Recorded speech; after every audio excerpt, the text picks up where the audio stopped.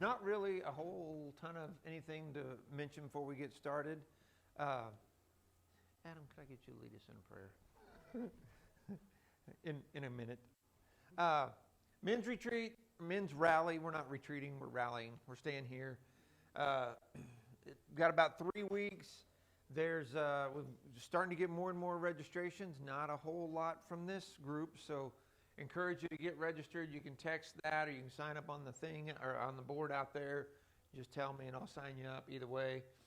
Darren Williamson will be our speaker. Darren is at the Southwest. I can never remember the name of the congregation. But Darren also runs the Northwest School of Discipleship, which is a really cool program. I'm going to ask him to kind of talk about that a little bit while he's here as well. Really encourage you to be a part of this. We'll do dinner Friday night, 2 lessons Friday night. In between the lessons, we'll stop and we'll have a pie session, which is always good. Then Saturday morning, we'll have a light breakfast for those who want to, and then a couple of lessons. Then we'll have a time of prayer, which is always super, super special for our guys. And then we'll have lunch also. We'll have dinner and lunch will be catered, so be a good event. We've got some guys from the area that have started to register, which I think is really cool. But just a reminder for that, I didn't make a slide or didn't put the slide in here for it also, but June 13th, that weekend is our young adult camp out. That will be here before you know it. It's crazy how fast, whatever this month, March went by.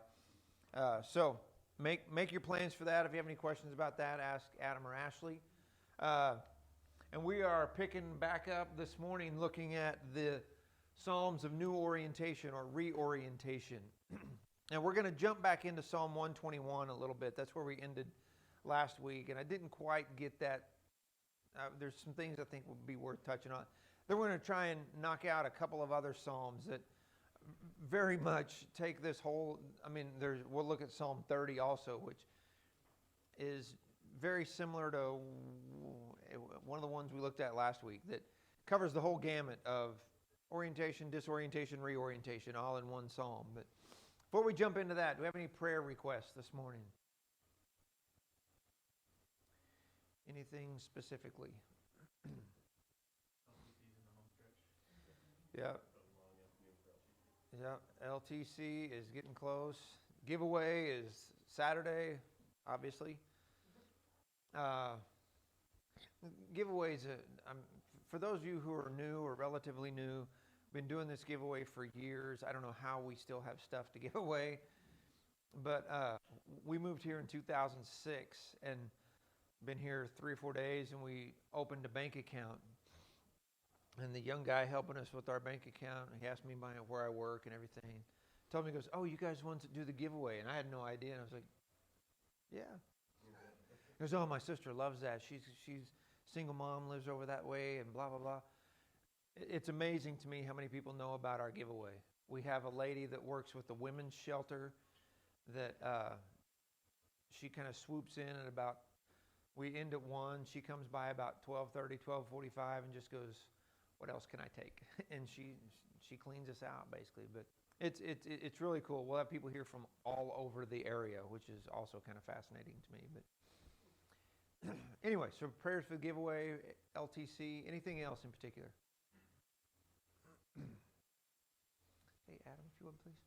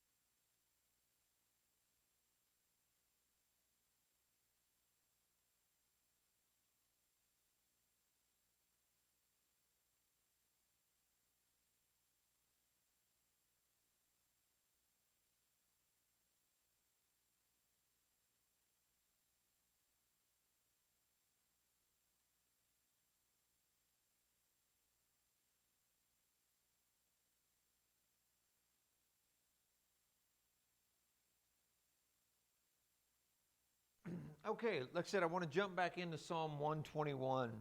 We were talking about this idea. Let's just read through it. It's not terribly long. I'll just read it to you. This is mentioned, you can see probably at the top of the psalm. This is a psalm or a song of ascent. This was a psalm that was probably sung, or however they did it, as the pilgrims would make the journey back to Jerusalem for the feast days. And this would go on. I mean, this was something that they would use whether in the time of the writing or for years to come. This was a very common thing that they would be singing this psalm as families would make the journey to Jerusalem, like Jesus' family when Jesus was a kid, when they made the journey and he stays behind, all that. These are the psalms that they would be singing as they make this journey. Verse 1, I lift my eyes toward the mountains.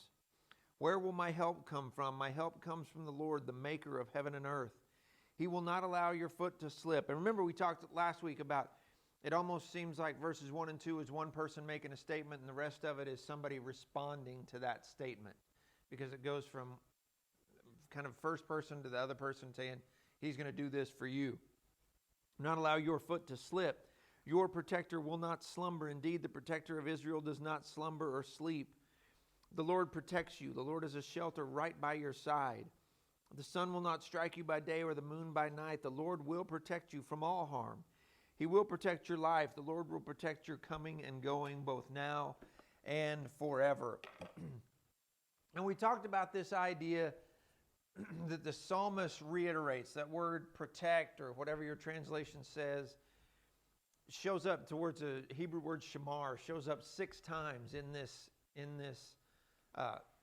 psalm. The idea is just reminding the people, God is going to protect you. God is going to take care of you. When you're in this moment, again, in this specific, I said particular, in this specific instance, it's the people who are fearing their travel, dealing with the struggle that they're getting through. We talked about last week, I lift my eyes toward the mountains. That may be an indication as I'm looking out for the bad guys. I'm looking out for what's hidden in the hills. And I'm trying to remind myself that God takes care of this. And the response verses say God will take care of it. God does protect us. God will get us through this moment and we'll be there. The sun won't hurt us. There's nothing that's going to get us. We talked about this idea of what does it mean that God keeps us. And Adam threw out the idea of kind of like when you get something at the store and you still have the receipt, but you decide to keep it because you don't want that. You're redeeming that thing. You're keeping that instead of getting rid of it. And that's kind of how God is with his people. Is that a fair explanation? that God, even in our bad moments, even in our down moments, even when we feel like things are pressing in around us, God doesn't reject us. God doesn't walk away from us. And I want to park on this for just a second. Verse 4 says he keeps Israel. Verse 8 says he keeps us forever. That's a reminder. I think sometimes, I know for me, and maybe this is the same way for you, I think sometimes that whole concept is a little bit easier to grasp in major things. You know what I'm saying? That like when something bad happens, something really big happens in life, a loss of a family member or loss of a job or some sort of trauma, then we can think of, then it seems like maybe it's easier for us to focus or to try and focus on the fact that God keeps us. But what about in the everyday moments? I mean, when we're just struggling to get out of bed, we're just struggling to get through the day because I'm just tired of whatever this is. I want to read you a quote. I don't think I read this last week, but this is, I read another quote from this guy. This is from Eugene Peterson, the guy that wrote The Message. But this is a great quote. He says, "We know God created the universe and has accomplished our eternal salvation. But we just can't believe he condescends to watch the soap opera of our daily trials and tribulations. So we purchase a remedy. We purchase our own remedies for that. We ask him to deal with what troubles us To ask him to deal with what troubles us each day, we feel like, is asking a famous surgeon to put iodine on our scratch. Do you ever feel that? I mean, when you're just frustrated with traffic, I can't really pray about that. I mean, when you get in the office and somebody messed up your desk or whatever, or the cleaners who we used to have, who used to tidy up your desk, the new people don't, and you try and not let that frustrate. I mean, those little things, the mundane things of life. These people in this psalm, these people do this every year. They do it 3 times a year. They know this is the way this traveling goes. They know this is how this works. You would almost think the response is, what do you mean? Of course God takes care of us. He always has. Relax. But the idea is sometimes we need to be reminded that God's always there. And I think that's what the psalmist says. Lord will protect you from all harm. He will protect your life. He'll protect your coming and going both now and forever. Even in the day-to-day, I think we need to be reminded God's there with us. That we don't have to wait until the traumatic happens before we go to God. We don't have to wait until there's the big giant moment in life before we start crying out to God. I appreciated Adam's prayer saying, help us to have the same willingness to verbalize our feelings to God. Even if it is, I'm just frustrated with this day. I'm just tired of this, or I'm tired of that. To be willing to say, God, I need you to keep me right now. I need you to hang on to me in this situation. And then he said, and we talked about this a little bit, I want to go back to this too. Before I do, any thoughts on that idea of even in the little stuff? Just thinking, I just finished Genesis. Mm-hmm. And the thing is that it only has certain points of their life. And I was just thinking that they had a lot of life they lived. Oh, yeah. But God was always when they needed him, or when God said, constantly about the promise. And, Yeah. I mean, he was always there. But there was all that between that. Yeah, all the other stuff. That's not recorded, but God had to stay with them. Yeah, what Linda's saying is that you think of all the great heroes of the Bible. She said just finished Genesis. We get their highlights. I mean, like if you ever use YouTube TV, you want to go back and check a game, you can start the game. It says start live, or show live, start from the beginning, or catch up through highlights. That's kind of what we get with the Bible. You get people's highlights. You get, Abraham sacrificing Isaac, and you get these moments that are super huge, important moments, but they also had other moments that we don't have recorded. And those people were faithful, no matter what. I mean, we have a lot of David's life recorded. We have a lot that's not recorded. David made decisions. David made bad decisions. But through it all, we're reminded, not by this psalm, because it's Asaph, but the God's there with us. John, do you have your hand up? No. Oh, okay. So look at verse 7 and 8. Somebody else read verses 7 and 8, please, from your translation. I just want to hear what somebody else says. ESV has, the Lord will keep you from all evil. He will keep your life. The Lord will keep your going out and your coming in this time forth and forevermore. Okay. That he keeps us from all evil. Yes or no? True or false? My version said keep from all harm. Yeah, keeps you from all harm. Preserve your soul. Preserve your soul? Sorry, I like that. that was 7 or 8, yeah. The Lord will preserve your soul. 7. Protect you from all harm. Keep you from all evil. We talked about this a little bit, and this is, I think, where Adam made his comment about the redeeming. We know harm comes to us. We know evil happens around us. But we also know that this idea and this idea coexist, right? That the psalmist isn't saying that we know nothing bad is ever going to happen to us on this journey, because bad things happened to them on those journeys. There were bandits in the hills. People got sick things happen. So what is he saying when he says God keeps me from all harm or preserves my soul or keeps me from evil?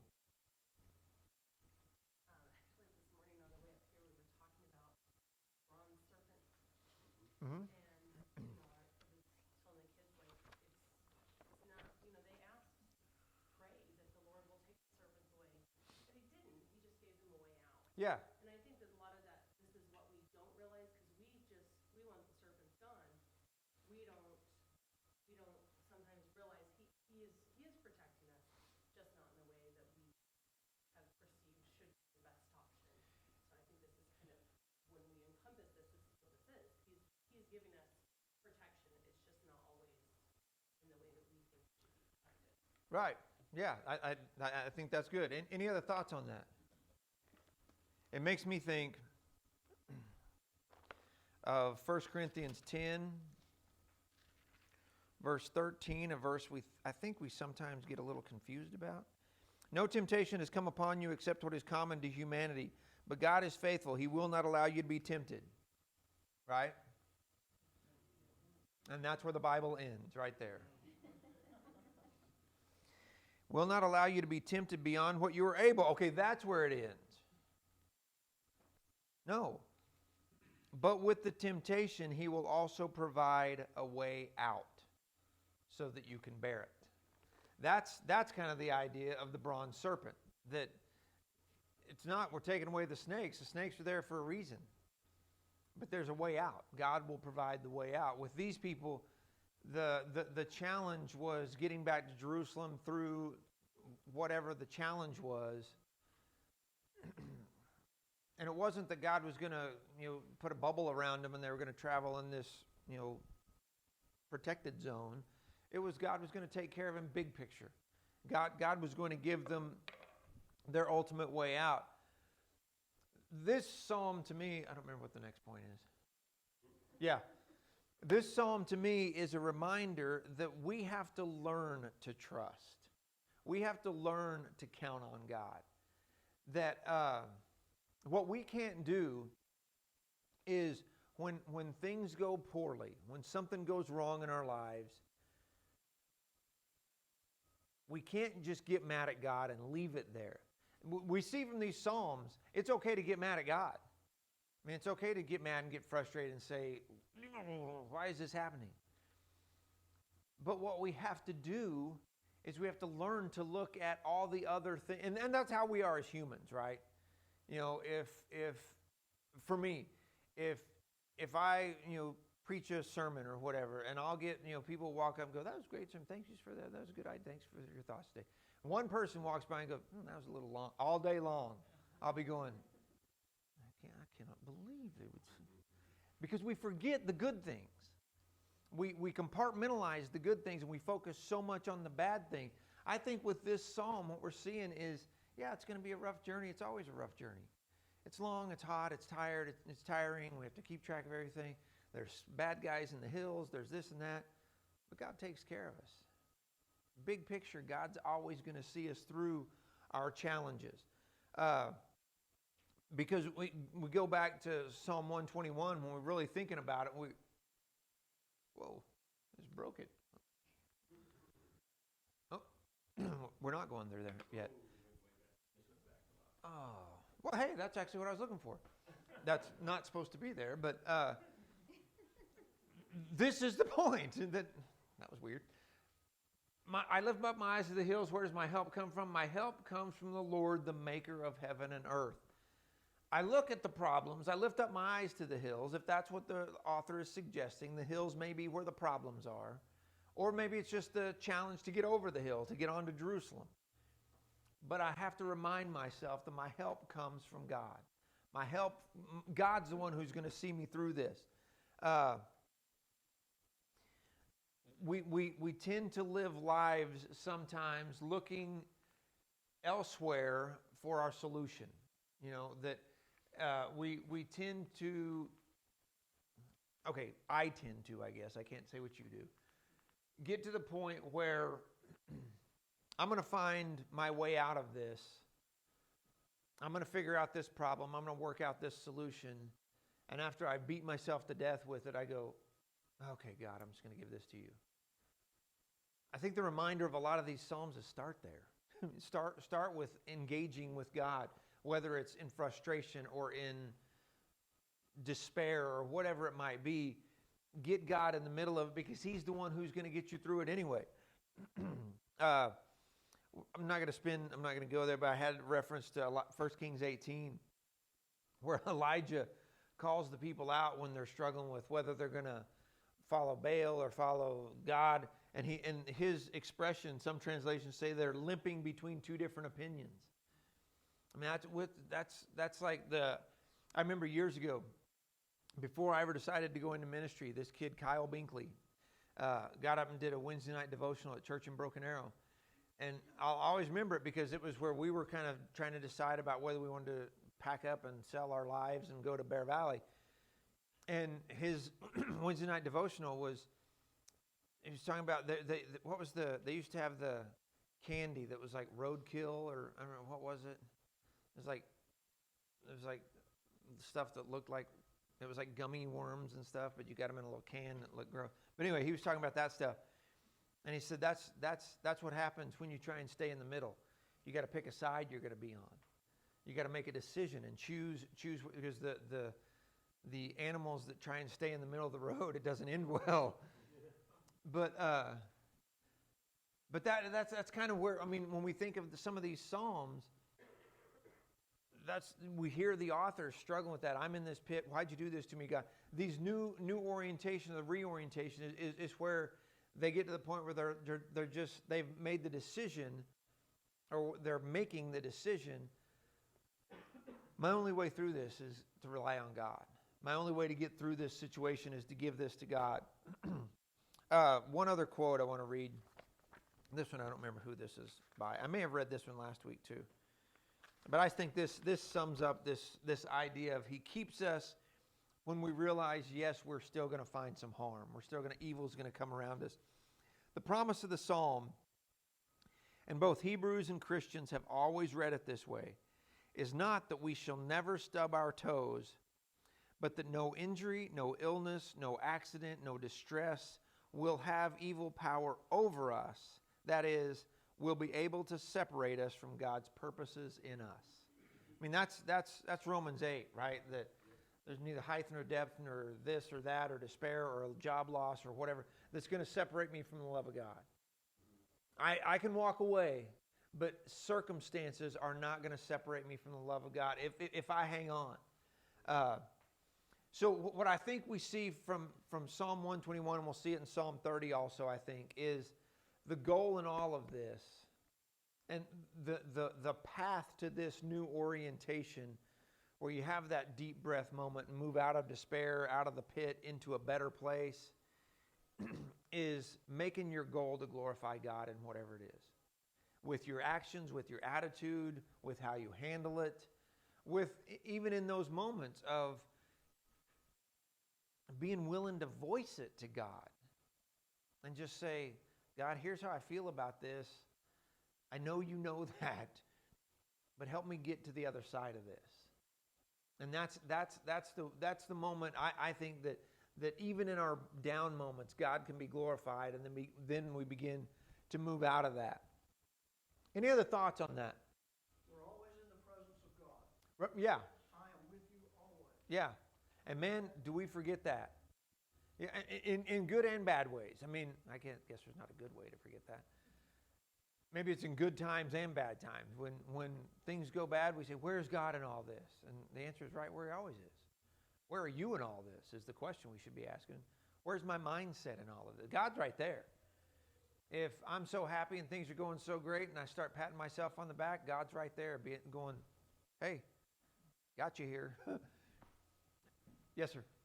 One of the things I was thinking about when you're talking about this is like, especially when you brought up like in the, I don't say the easy moments, but the moments where we feel like we can handle whatever the situation in life is throwing at us. Like I was thinking back to a couple quarters back when we were talking about the kings of Israel, and the ones that were successful, they would always remember to like pray and talk to God first, and then kind of go through whatever it was. Right. Not successful, not pray, not talk to God first, and go through whatever, and then calamity or Yeah. whatever it is. And so it's just a reminder, like,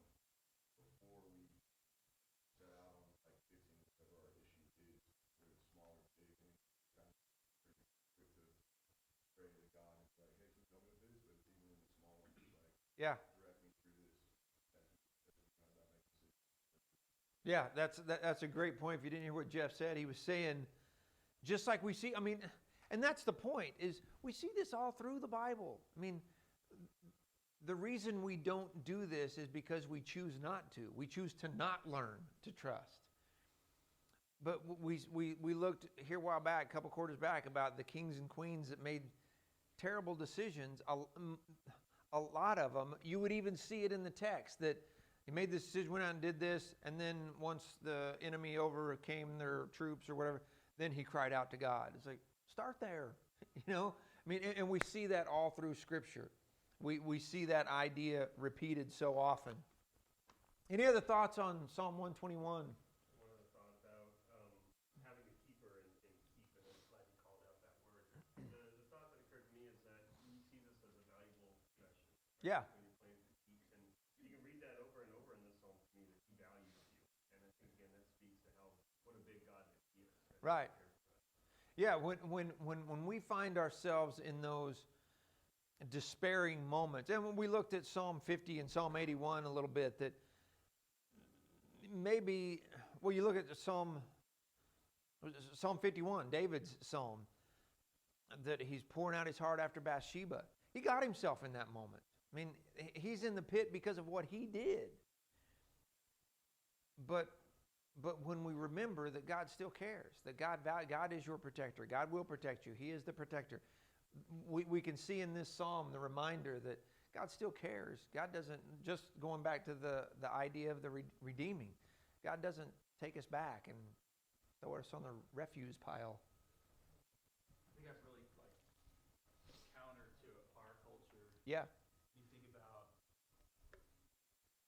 one of the reasons we got a Costco membership because they got great returns. Right? Something breaks, you take it back to Costco. Yeah. How many times have we heard of people being let go from their job like a week before retirement, or they get sick and they get let go? Yeah. Like, we have a culture that very much will, as soon as your value's done, I'm taking you back to the store, I'm letting you go, you're up to you Yeah. to deal with that. And for God to say that I keep you, that you don't have to have intrinsic value, I love you for who you are, I think is really important. And there are other cultures that feel that way. There are other Yeah. cultures that treat their material blessings differently than we treat our material blessings. And I think it's really countercultural for someone to say, hey, I'm just going to hold on to that because it's important. Yeah. Well, and it's the difference is that we as Christians shouldn't allow culture to assign us the value. We need to see that God gives us value. And that's a great point, that when you buy something from the store, as soon as you detect a flaw in it, it's going back. If that was us with God, real problems. Dana. Just interesting to me, the idea of the word keep, and everything that's been said is obviously correct. But when you go back into medieval times, the keep Mm-hmm. was inside the castle. It was a place of last refuge. Yeah. So that has another connotation of the same. The keep, that's the last place you go to. The very, shouldn't be the last place we go when we go to God. Yeah. It is the safest place that's possibly there for us. Yeah, and really when you put it in that idea of what Dana's saying about the keep, kind of the implication there is you got to be there in the first, you got to be within the walls even to get to the keep. You got to be in this relationship with God to allow him to keep you. I mean, God's not going to keep you if you haven't walked in the castle, so to speak. If you haven't entered into this relationship with God, He's not there to keep you. Cheryl. Some thought that I had, as John was talking about, it's important that we realize our importance and our love for God. This morning, I saw Bob Hart. Of course, he's just lost his son. Mm-hmm. And I said, it's so good to see you with Yeah. such a beautiful faith thought. Yeah.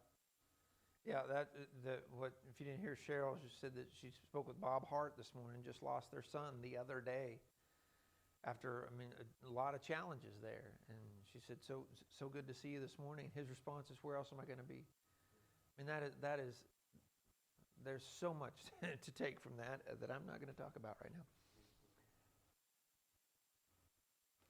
But that's it. That's that idea of where else am I going to be kept other than with God and among His people, inside the keep, inside the castle where I belong. All right, let's look over to Psalm 30. Psalm 30 is, like I said, is another one of these that you get the whole gamut. It runs the whole course of the whole process of orientation, disorientation, reorientation. I'm just going to read the first 3 verses right here. We might not have much time to deal with this. I will exalt you, Lord, because you have lifted me up. I will extol you, Lord, for you have drawn me up and have not allowed my enemies to triumph over me. Lord my God, here it is. I cried to you for help, and you healed me. Lord, you brought me up from Sheol. You spared me from among those going down to the pit. As we talked about last week when we shift into these new orientation, this is not the same. This isn't the same mindset. This isn't the same mental place as just orientation. Because at orientation, things are just going well. The reorientation, you've experienced the pit. And that's why I think I mentioned that most people don't get to just live in that moment, those psalms of orientation. If that's life for you, great. Stay there as long as you can. I think most people go through the disorientation. And then you find yourself in these moments where you say, I cried to you for help and you healed me. And then your perspective shifts completely. These first 3 verses show us kind of the summary of the crisis here. It paints us all out. God lifts him up out of the depths. Who's all right? This is David. Lifts him up out of the depths, healed him, brought him from the realm of the dead, the Sheol idea. And again, you all know this, I'm sure. The Sheol doesn't mean David was dead and God. He's just saying that it's literally the pit of despair. It is just the worst place you can possibly be. Yeah, I see. I know that's a reference there. But it is the pit of despair for real. But he said, I called you for help and you were there for me. That's what we get in the reorientation. It isn't, I called for you for your help and I kept calling and I just feel worse and worse and worse and worse. That might happen. But these Psalms show us there's the light at the end of the tunnel. There's the other side. Look at verse 4 and 5. Sing to the Lord, you his faithful ones. Do I have a slide for 4 and 5? Maybe. Sing to the Lord, you his faithful ones, and praise his holy name, for his anger lasts only a moment, but his favor a lifetime. That is a great point. What does somebody else's translation say in that anger and lasts for a lifetime? Verse 5. For his anger is but for a moment, and his favor is for a lifetime. Anybody else, any translations say anything besides anger? No disfavor? His anger lasts only for a moment, his favor a lifetime. Weeping may stay overnight, but there is joy in the morning. What is the point there?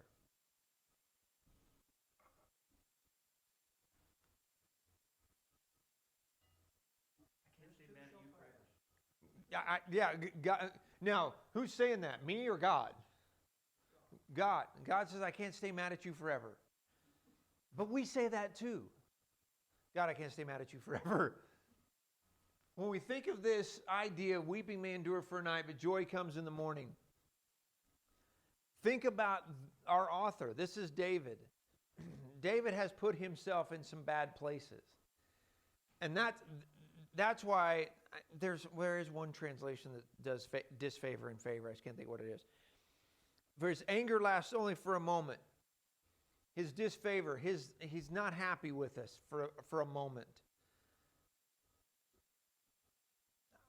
I think in that you hear David acknowledging his own sin. There's times where God gets up and God punishes me for what I deserve. But he said, but that goes away.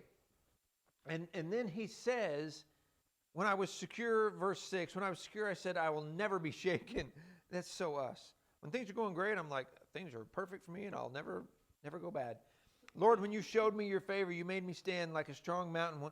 When you hid your face, I was terrified. Lord, I called to you. I sought favor from my Lord. What gain is there in my death if I go down to the pit? Will the dust praise you? Will it proclaim your truth? Lord, listen and be gracious to me. Lord, be my helper. That's very similar to those lament psalms, right? Where the psalmist says, what good is this going to do you and your reputation if you let me just die here? The dust isn't going to praise you. The dead aren't going to praise you. Lord, listen, verse 10. Lord, listen and be gracious to me. Lord, be my helper. You turned my lament into dancing. You removed my sackcloth and clothed me with gladness so that I can sing to you and not just be silent. Lord, my God, I will praise you forever. It's the entire quarter in one psalm right there. I thought everything was great because, my life's great because I'm so great. And then whatever he's referring to happens and he finds himself in the pit in Sheol. And then he says, but when I called out to you, you lifted me out. And his whole point is, this is why we praise God. So his call to us is to join him in this praise and to realize, like you guys said, you can't stay mad forever. These difficult moments. And please don't hear me minimizing anybody's difficult moment. Because that's not the point when I say a blip on the radar of life. I'm reading this series of books that I picked up kind of randomly a couple weeks ago. And it's this guy writing about his wife dies and his business gets taken from him. So he starts to walk across the United States. And that's kind of his journals of his walk. But through it, he meets all these different people. And the number of people who ask him, when are you going to be over this?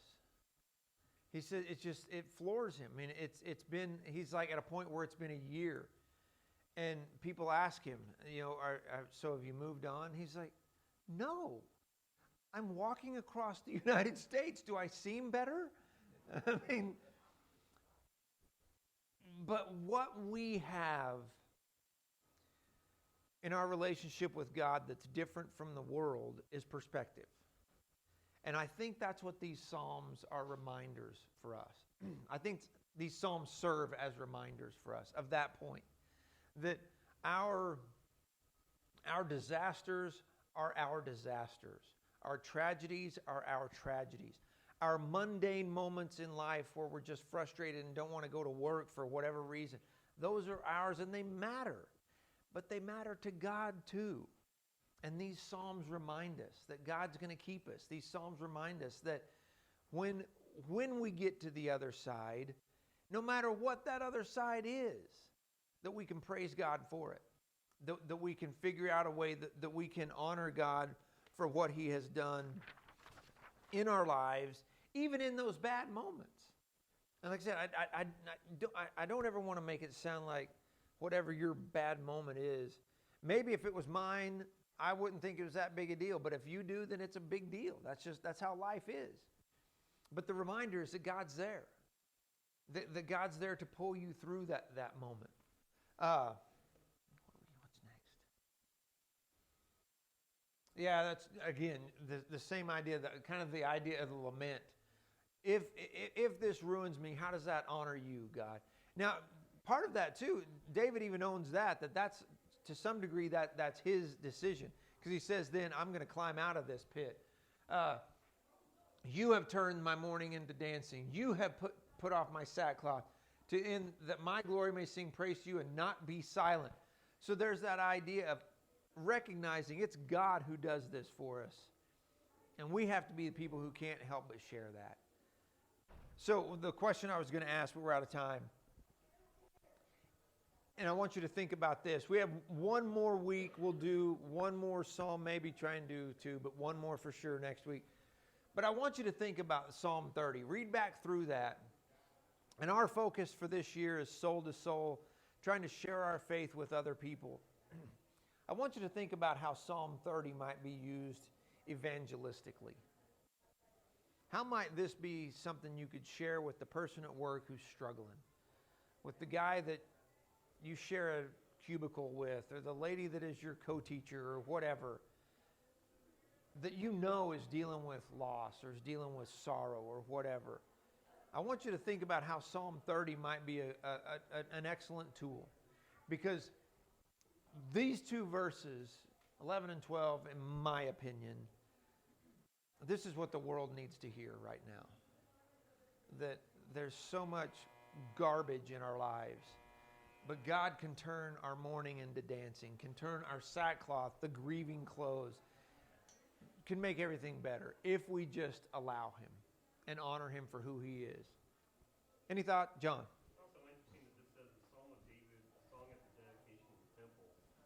This in some ways is a postmortem on David's life. It might have been selected either by him or by whoever was arranging the dedication, and that Israel would then have that represent their story as well. It's pretty cool. Yeah, that is cool. That this would be what they'd use to dedicate the temple. Yeah. Any other thoughts? Okay, one more next week.